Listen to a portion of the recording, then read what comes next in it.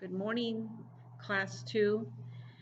This is literature number 9 video, okay? You should have received, let me give you this one, something that looks like this. But I happened to find one extra one in my classroom, and I know I only printed enough for the 10 students in my class, so someone might have not gotten this sheet of paper. So if you are the student who did not get this, go ahead and just use a piece of lined paper, okay? Hopefully everyone got one, and maybe it was just a teacher's copy that I found, but I found one extra one. I don't know who it belongs to. Maybe I accidentally forgot to include it in somebody's packet. All right, so today we are going to start reading our literature book, The Apple and the Arrow by Mary and Conrad Buff. Now that you guys know all about the authors, their influences, their contributions, where they were born, when they were born, where they lived. Okay, that's why we did all that work to know more about Mary and Conrad Buff. And the more you know about the authors, the more you'll be able to understand the story. Okay, this story takes place in Switzerland. We did a map of Switzerland. It's in Europe, and you should have an idea of where in Europe Switzerland is. And then right above Switzerland was Germany, and that's one of the places Conrad went to go study. All right, so we're going to start on page 1, right here. And I need everyone, I know some of you are really good readers. You don't need to use your fingers, so you could just follow me. But those of you guys who are first year in my class, maybe the second year, follow me with your finger, or you can use a bookmark. You can use a bookmark to go like this and follow me as I read. It'll help you learn new vocabulary words, and it'll help you see words that you've had in spelling before to reinforce it and sharpen your spelling skills, okay? And as we read, we're going to identify 3 things today. We're going to identify on this paper here, we're going to identify first the setting, and then we're going to identify the leading idea. And we're going scene by scene. We're doing this for each scene rather than each chapter because our chapters are really long, okay? So we're looking for the leading idea of the scene, the setting, and the style of writing, okay? But the first thing we're going to identify is the setting. And if you look on your paper, the setting is the second one, and it's kind of a dark blue ink color. It says setting, and it tells you what the setting is, when and where the story takes place. And that was your assignment last Tuesday, to learn the 5 elements, what the definition of the 5 elements. So the setting is when and where the story takes place. Sometimes the story tells us when, sometimes it tells us where, and sometimes it tells us both, when and where, okay? So we're going to read, and we're going to look for the setting. Now, there's something I'm going to do differently with this video. We're going to identify those 3 elements, but I'm not going to write them on the board. At the end of the reading, when I finish the reading for today, then I will turn my video to the board where I already have the answers written. Those of you who have been in my class for the 3rd year, which would be Brielle, Josue, Elizabeth, and Anna, the 4 of you, you can maybe, when we identify, let's say we identify the setting, you can put a little check mark next to where the setting is, go back and put it in your, write it under setting. All right, the rest of you guys, I will write it on the board. So some of you guys still have the habit of bearing down hard with your pencil. And when you write on in your book and you bear down hard, it ruins the paper. It causes indentation in your paper, sometimes up to the 2nd or 3rd page, and it doesn't look nice. And then if you try to erase it, it won't erase. So those of you guys who can write very lightly, I write in my book very lightly. I'm going to show you. This is my book. Yeah. Let me see. I don't want to get you dizzy here. I wrote so lightly that I don't know if you'll be able to see. There's a word there, see? And it's so lightly you can barely see it. Okay, so go ahead and put your finger on the first word. We're going to start the first paragraph. The name of this chapter is called A Promise. We don't know what the promise is, but we're going to find out as we read along, okay? This chapter is about a promise. So, missed it again. Go find the arrow, Rudy. It fell near that old rotten log over there, the one with a big hole in it. Now I'm going to stop right there, and group 1 and 2 in my spelling group, I want you to notice something, that the very first word, missed, there's a mark right before the word missed. That is called a quote. A quote. And if you finish the second sentence, third sentence actually, there's another quote. And the first quote is, there's like two little dots with little tails going down. And at the end of that paragraph, after the third sentence, there's two little dots again with the two little tails on each one. And the tails on the first one are going towards the word missed, and the tails on the other one are going towards the tails on the word it. So they're both tails are going this way, almost like they want to hug the sentence, okay? Those are called quotes. When you see quotes, that means someone is saying those words. So all the way from the first quote to the end quote, somebody said that. Missed it again. Go find the arrow, Rudy. It fell near the old rotten log over there. The one with a big hole in it. All right. Next paragraph. Walter Tell, that's his last name, Tell. Walter Tell laid his Swiss crossbow on the grass and sat down on a granite rock in the green alpine pasture. He stared at the white circles he had carved on a big pine tree, the target at which he had shot all afternoon. We'll stop right there. If you look on the page opposite, you can see some deer. You can see a man sitting on some rocks with his crossbow on the floor. And straight directly in front of him is a tree with the circles. Okay, so what he did is he drew or carved, he carved some circles, and that's his target when he's trying to practice shooting his crossbow. And that over there holding one of the arrows, I think, is his son Rudy. He told him, go find the arrow, Rudy. All right, so we read the first two paragraphs, and in those two paragraphs was a setting. Were you able to identify where this was taking place? Okay, I'm going to read it one more time. Missed it again. Go find the arrow, Rudy. It fell near the old rotten log over there, the one with a big hole in it. Walter Tell laid his Swiss crossbow on the grass and sat down on a granite rock in the green alpine pasture. He stared at the white circles he had carved on a big pine tree, the target at which he had shot all afternoon. So where are they? Okay. He's sitting on a rock, but where's the rock at? Okay. Where is this rock that he's sitting on? It's in front of a pine tree, but where's the pine tree? Where is all this whole picture? Where is this at? Okay. It says down on a granite rock in the green alpine pasture. They're in a pasture. Alpine simply gives you the location that they are on the Swiss Alps. The Swiss Alps are a very large and tall mountain range in Switzerland. And I have a picture, if you can see back here on this poster, those are the Swiss Alps. Okay, so you can write it now, but I will have it on the board at the end of the video. I will show you the board and where it's written. We're going to continue now, and we're going to look for the leading idea.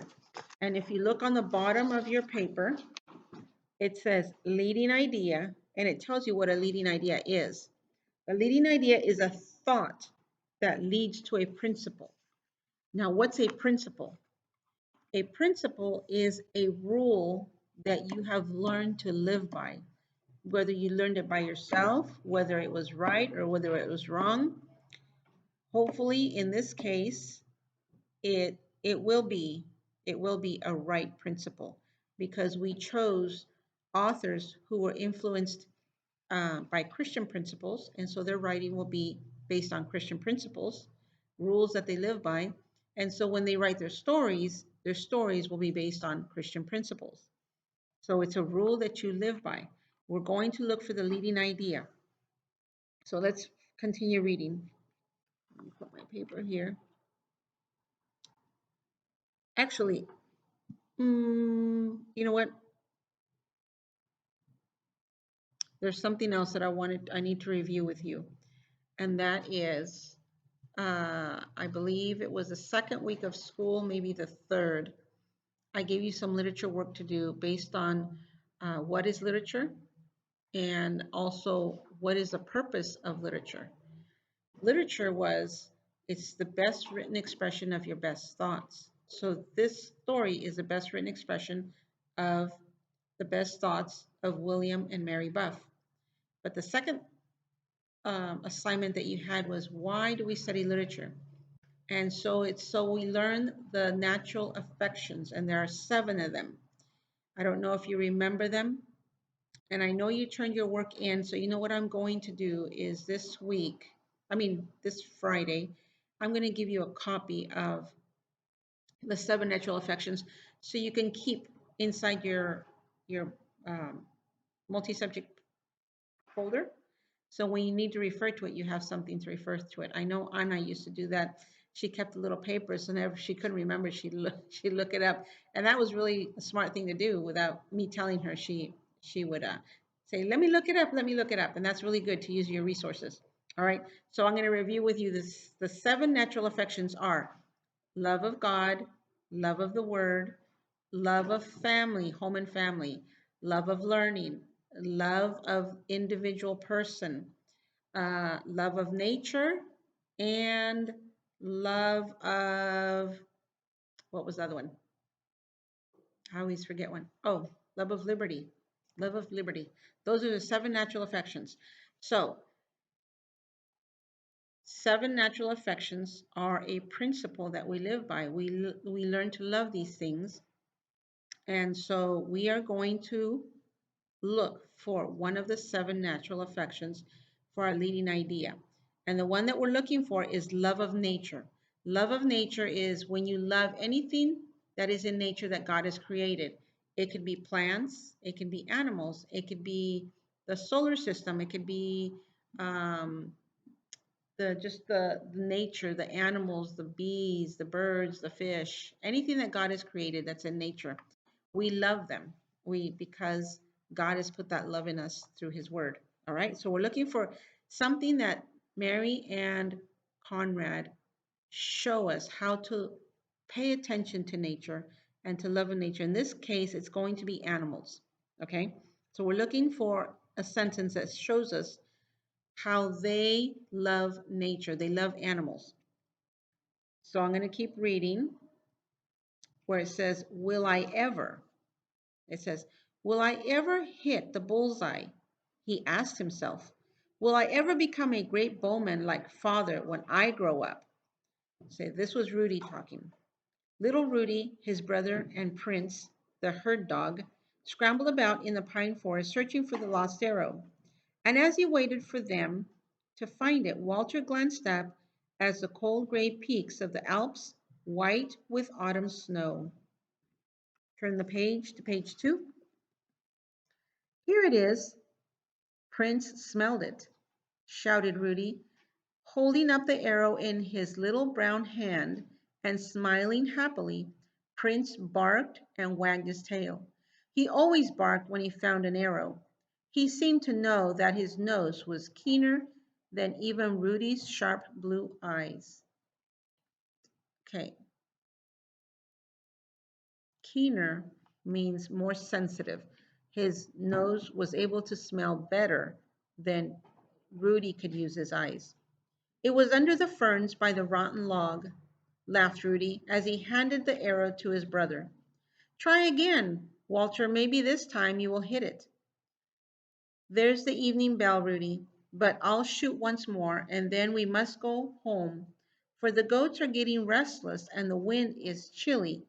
The goats, feeling the oncoming night, were already nibbling their way downward. Downward means they were down the hill. Standing with his legs apart, Walter placed an arrow in his crossbow and drew back the leather thong. Then, sighting the target, he suddenly unlatched the trigger. Twang! Sped the arrow. To his utter surprise, Walter saw it bury itself in the very center of the target. Okay, were you able to identify a sentence or a phrase that shows the love of animals? Okay, so there's probably two sentences here. Um, if we go back, to where it's talking about their dog Prince, it says he seemed to know that his nose was keener, even than Rudy's sharp blue eyes.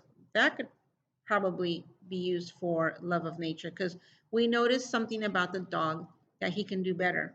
But there's another one that I want to use. Okay, if you go down to the end of the second paragraph, I'll start at the beginning of the paragraph. The second paragraph, it says, there's the evening bell, Rudy, but I'll shoot once more, and when we must go home, for the goats are getting restless and the wind is chilly. The goats feeling the oncoming night. Now, how would you know that the goats can feel that it's getting dark? How would you know that? The only way you would know that is if you sat and watched the goats. You watch their behavior, their mannerisms, you watch what they're doing and thinking, why are they doing that? Someone who loves nature and loves animals would do that. So this tells me that the author had the love of nature. It says the goats, feeling the oncoming night, were already nibbling their way down. The animals started on their own without anyone telling them to start walking while they were eating, walking towards home. All right. So someone noticed this. The author noticed this. It's because he loves animals. And if you don't love animals, you would never pay attention to what an animal is doing. They'd probably just annoy you. You wouldn't love them. Okay. So we have one more thing to identify, and that is, you know, I think we're going to leave the third one. Well, let's do it really quick. Okay. On your paper, you have a second paper, and if the one person who did get this paper, don't worry about it. I'll give you one next week. Just let me know. You have a paper that says on the top, alliteration, and I know that in beginner class you were taught what an alliteration is, but I just want to review. It says the repetition of and you're going to put in the first line first, F-I-R-S-T, the first consonant, okay? The repetition of the first consonant sound in each word. You're going to write each and word. For the spelling group number 1, it's E-A-C-H. Word is W-O-R-D. The repetition of the first consonant sound in each word of a sentence. And it doesn't have to be every single word, 2 or more words. And these are examples. She sells seashells by the seashore. So if you want, you can circle the first S in she, the first S in sells, the first S in seashells, and the first S in seashore right here. You can underline it or circle it so you could see it better. She sells seashells by the seashore. Another example is happy hunting. It's HH. This one was SSSS. This one is just 2 letters. So it's the first sound of the consonant of each word in a sentence. That's what an alliteration is. And this is considered a style of writing. There are many styles of writing. This is just one that we're going to look at and try to identify in our reading. So I'm going to read, and I want you to listen for 2 or more words that in one sentence that would qualify as an alliteration. And there might be several, and you can write, we're not going to count the or a, okay? I found one that has 3 H's. Let's see if you can find it. So I'm going to keep reading. Let me see, 1, 2, 3, 4, fifth paragraph where it says, Walter eyed the quivering arrow. So Walter was watching the arrow, and at last he had hit the bullseye. He felt proud and happy. Then glancing at the alpine peaks, turning rosy in the sunset light, he walked to the tree and pulled the arrow from it, calling, "Come, come, Rudy, let's go home." I'll stop right there. Did you guys catch it? Walter eyed the quivering arrow. At last he had hit. There's 3 words that start with H, and that's going to be our style of writing alliteration. So now I'm going to turn my camera towards the board so you can see what I wrote, and then you can pause the video there and finish writing your 3 elements, and next week we'll finish the other 2. I'm going to pause this. Okay, so I'm back in front of my board, and before I let you look at what's on the board, I want to refresh some of your memories, and then for William, Nathan, Josias, and David, I need to explain something that we do when we write in literature, or eventually you're going to use this for paragraph writing. Okay, remember we were talking about the quotes, somebody was saying, okay, if you take something that someone said and you write it down, but it's not your words, it's what someone else said, you're also going to put that in quotes, okay? So everything that we took out from our literature book and we rewrote it, we're writing what Conrad and Mary Buff said in their story. So we have to put quotes around it. So if you notice, for the setting, the green alpine pasture, I put a quote here and a quote here, okay? And listen carefully, this is important, okay? The other thing is that when I was reading my story, if you go back to look at your setting, the sentence for the setting says, let me see. It says, Walter Tell laid his Swiss crossbow on the grass and sat down on a granite rock in the green alpine pasture. That's a very long sentence to tell me where he was at. I don't need to write everything. I just need to write where the location is. So I left some words out at the beginning of the sentence. So these 3, they look like 3 periods in a row.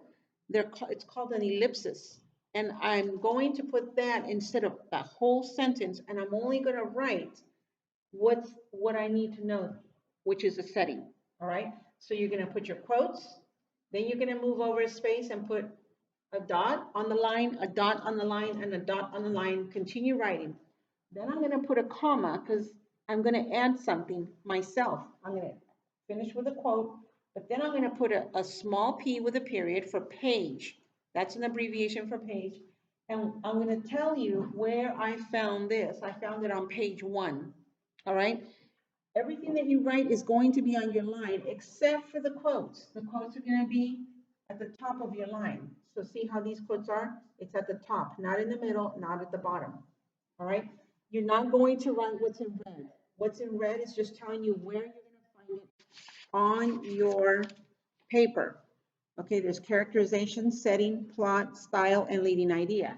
So this says setting, so you're going to go to setting. This one says style, you're going to go to style. This one says leading idea, you're going to go to leading idea and write that. All right? So each one of these has a quote. We took it right out of the book. The only thing that's not in a quote, if you go to the leading idea, I wrote love of nature and then I put 2 dots. That means, okay, wait, I'm just telling you what this is, okay, what kind of principle it is. So you're going to write love of nature, and this is called a colon. Then I'm going to start my quotes and writing out of the book.